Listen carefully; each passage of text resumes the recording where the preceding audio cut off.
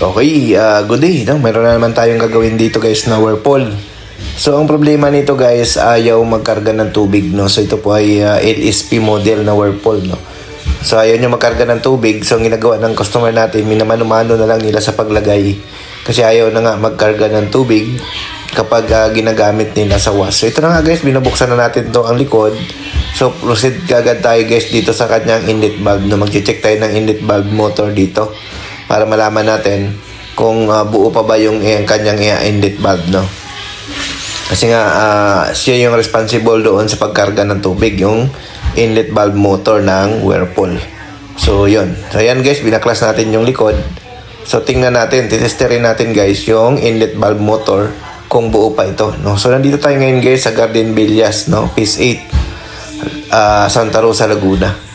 So ang i-check natin dito guys yung kanyang inlet valve motor. So gamit tayo ng tester, lagay natin sa resistance, tingnan natin yung reading na makuha natin kung buo pa ba, no? So ang reading guys ng mga ganitong inlet valve dapat nasa 4.4 hanggang 4.8 kilo ohms ang reading para maging good siya, no?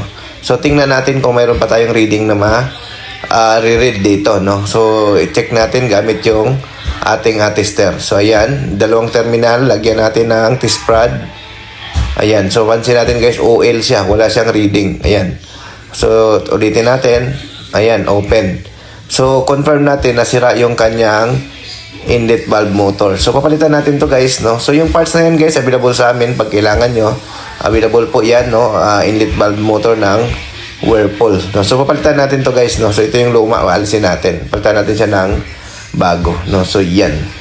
So shout out pala kay Bernard Bernabe, no? From Cabanatuan, isa din sa mga technician na laging nanonood sa ating mga video, no? Shout out sa iyo sir, no? So yan. So papalitan natin to guys, no? So sa mga gusto pa naman pa-service sa amin, message lang kayo sa aming Facebook page sa Norcia Repair Shop, no? Or text kayo guys sa ating number, cellphone number. Or madali din guys makita yung Facebook namin. Punta lang kayo sa YouTube video natin sa kanan, merong logo ng Facebook dyan. Makikita nyo, pwede na kayong mag-i-click nyan, then ma-direct kayo doon sa aming Facebook page, no?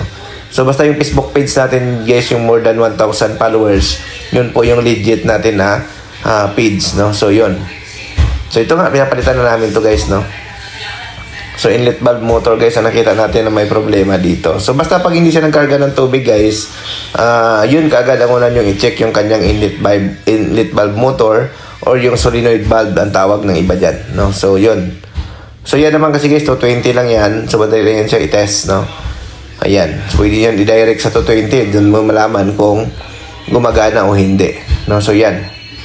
So pinipit lang natin to guys, no? Then testing natin kung magkakarga na siya ng tubig, no? So yan. So yun, no? Yan. So ipipix lang natin. So yan na guys, no? Nilagay na natin. Subukan natin to, no? Para malaman natin kung working na siya. So itong mga ganito guys na model, madali lang repairin, no? Yung ganitong model ng Whirlpool. So madali lang natin to siya ma-repair, no? Yung mga ganito, no? Yan. So, tetest na nga namin to guys. Diagnose natin. Tingnan natin kung lagay natin sa wash kung mayroon na siyang 220 dito na pumapasok.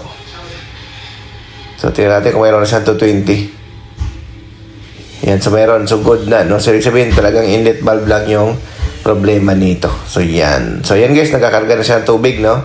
Okay, no? So, ayos na yan guys, no? Okay, sa mga gusto magpa-service sa amin, message lang kayo guys. Cavite, Laguna, Batangas. Nag-service po kami. Okay, thank you. Bye-bye.